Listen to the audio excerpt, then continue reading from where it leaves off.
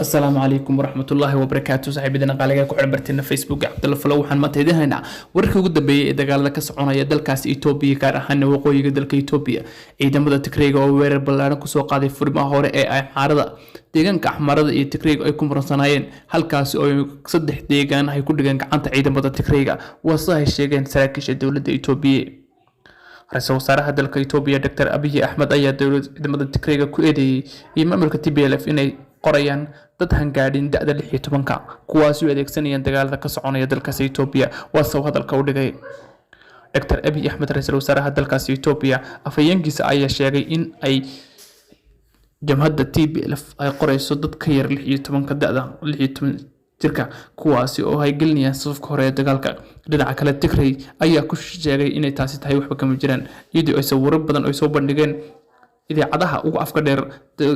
dawladda Itoobiya sawirrada ay ka soo qaadeen dad yar kuwaasi oo la gelinaya furimaha hore ee dagaalka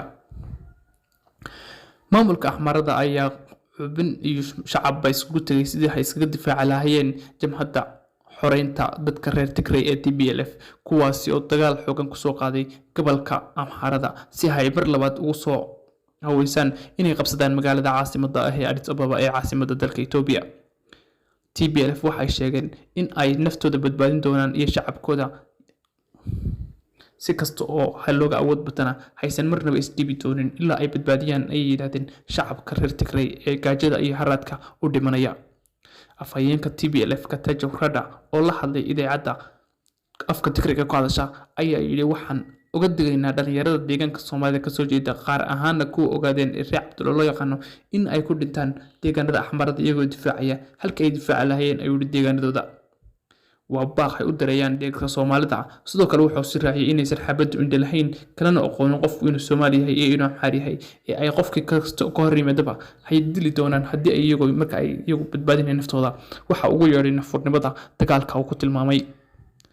dawladda Itoobiya oo dagaal xooggan kula jirta muddo 3 sano ku dhawaad ah jamhadda xoreynta dhulka Tigray ee TPLF ayaana wali wax guul ah ka gaadhin halka ay jiraan burbur iyo qasaar xooggan inkasta oo markay ciidamada Tigray ku soo dhawaadeen caasimadda hawreysay wasaaraha Itoobiya shacab badan kiciyay isaguna uu ka tagay furimaha hore dagaalka kadibna ay iska caabin ballaaran ku sameeyeen ciidamada dalkaasi ee Tigray si kastaba ahaatee dhinaca kale ciidamada Eritrea iyo kuwa Itoobiya oo iskaabsanaya ayaa weerar xoog ku soo qaaday deegaanada galbeedka Tigray halkaasi oo ay dhinaca Eritrea ka soo weerareen ciidamada Eritrea oo xooggan ka helay kuwa Axmarada iyo kuwa dawladda federaalka Itoobiya ayaa weerar ballaaran ay ku soo qaadeen gudaha ugu soo galay deegaanka Tigray halkaasi oo ay 2 maalmood dagaal ka soconayay la sheegay inay ku gacan sareeyaan ciidamada Eritrea iyo kuwa Itoobiya iskaabsanaya dhinaca sakana Tigray ayaa awood badan ku leh inay iyagu ay gacanta ku dhigaan deegaamo badan oo ay isku hayaan dawladda iyo sidoo kale Tigraygu dagaalkan oo ay reer galbeedka ay beesha caalamku aad ugu baaqayaan in la soo afjiro ayaysan jirin wax wali soo afjirada ayaa waan ka dhex muuqata wada hadaladii u dhaxeeyay ra'iisul wasaaraha Itoobiya iyo sidoo kale madaxda sarsare ee jamhadda xoreynta dadka Tigray ee TPLF ayaa iyaguna ku dhamaaday fashil halkaasi oo la doonayay in lagu dhexdhexaadiyo wadan ka mid ah kuwa qaaradda Afrika gaar ahaan galbeedka Afrika halkaasi oo ay garwadan ka ahayeen reer galbeedka khaasatan Mareykanka si kastaba ahaatee dagaaladan ayaa u muuqanaya ku soo cusboonaaday kana si xilxaad weynaanaya ama ka si awood badanaya kuwii hore ee sanado badan ka dhici jiray deegaanka Tigray si kastaba ahaatee dadka reer Tigray ayaa hadan u baahan cunno biyo iyo agab caafimaad oo dheeraad ah inkastoo ay dagaaladu wali wax istaag lahayn wararkan iyo kuwa dambe ee ka soo kordhay waxaan idinku soo dibin doonaa si toos ah isla barteena Cabdalla Falow